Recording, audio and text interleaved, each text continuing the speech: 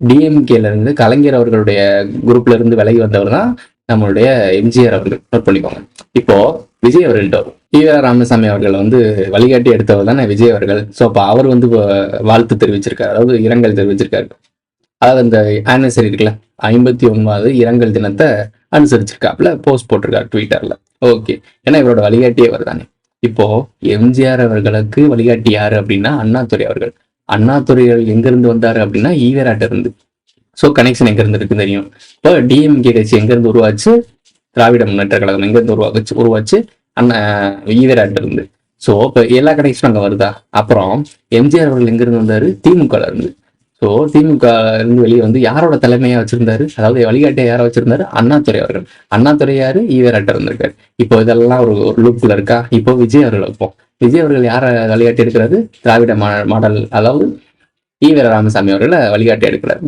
இங்க ஒரு விஷயம் என்ன அப்படின்னா, எம்ஜிஆர் அவர்களுடைய அடுத்த ஜெராக்ஸ் காப்பியா சொல்லப்படுறது, அதாவது 3 எழுத்து மந்திரம் உங்களுக்கு தெரியும் நினைக்கிறேன். அவங்கள ரெப்ரசென்ட் பண்ணிக்கிறாங்க. இப்போ எம்ஜிஆர் கேரக்டரா இங்க அவதரிச்சு நடிச்சுக்கிட்டு இருக்க ஆட்கள் தான் நம்மளுடைய விஜய் அவர்கள். ஸோ விஜய் அவர்களோட அரசியலும் எம்ஜிஆரோட அரசியல் மாதிரி தான் இருக்கும்.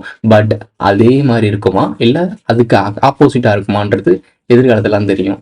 ஏன்னா அண்ணாதுரை அவர்களை வழி நடத்தினவர் தான் எம்ஜிஆர் அவர்கள். இவர் டைரக்டா ஈவேரா ராமசாமியே தலைமையை எடுத்து நடத்துறாரு.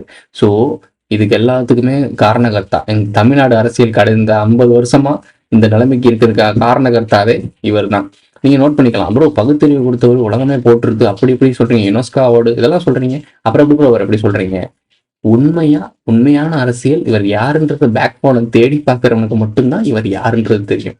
இல்லைன்னா கடைசி வரைக்கும் திராவிட கொள்ளி 200 ரூபா பேடிஎம்மில் பெறப்பட்டீங்க அப்படின்னு வாங்கிட்டு போக வேண்டியதான்.